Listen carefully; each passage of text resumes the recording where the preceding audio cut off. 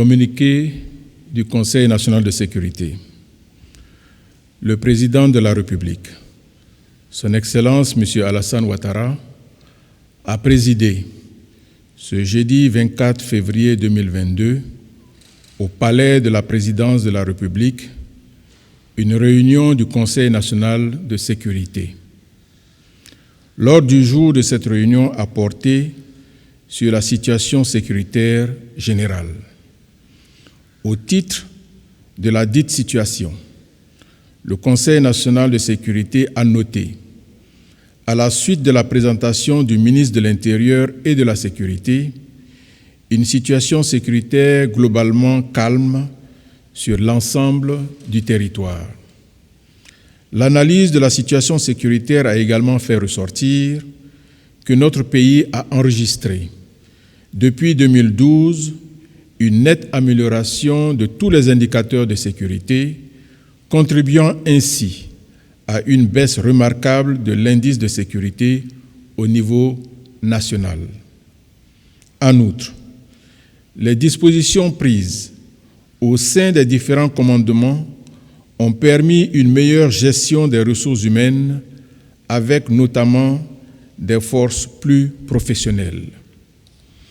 Au regard de ces résultats très satisfaisants, le président de la République a félicité les ministres en charge de la Défense et de la Sécurité, ainsi que les grands commandements, et les a encouragés à poursuivre leurs efforts en ce sens. Concernant la lutte contre le terrorisme, le chef d'état-major général des armées a informé le Conseil national de sécurité que le retrait de l'opération Barkhane et de la Task Force Takuba du Mali aura des répercussions probables sur la situation sécuritaire au Sahel et plus généralement dans la sous-région ouest africaine. À ce titre, le président de la République a donné des instructions au Premier ministre, chef du gouvernement, ainsi qu'à l'ensemble des ministres concernés pour l'accélération de la mise en œuvre de notre stratégie de lutte contre le terrorisme en vue de prévenir les menaces terroristes et les incursions à nos frontières.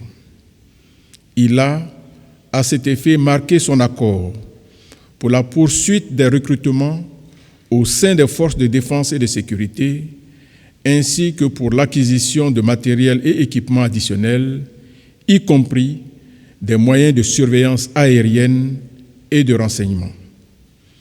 Le président de la République a également insisté sur le développement local et l'emploi des jeunes, ainsi que sur les actions civilo-militaires comme instrument essentiel dans la lutte contre l'extrémisme violent dans les zones vulnérables, notamment le long des frontières nord de la Côte d'Ivoire.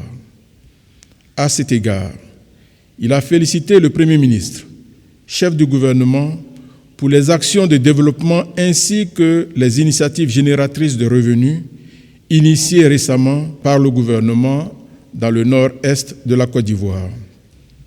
Enfin, le chef de l'État a encouragé une participation encore plus active de notre pays à l'initiative d'Accra qui, en plus de la Côte d'Ivoire, regroupe le Bénin, le Burkina, le Ghana et le Togo.